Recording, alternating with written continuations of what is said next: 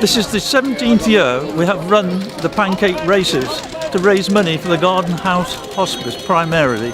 We also raise some money for other charities while we're doing this.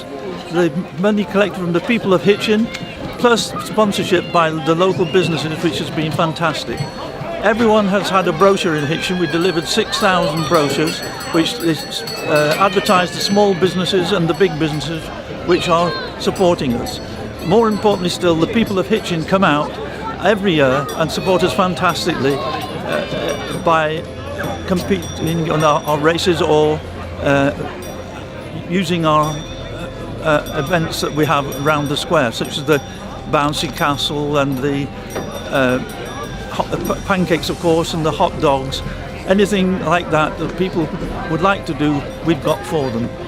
If they come here each year like this, they will have a great time, and the Garden House Hospice will benefit tremendously.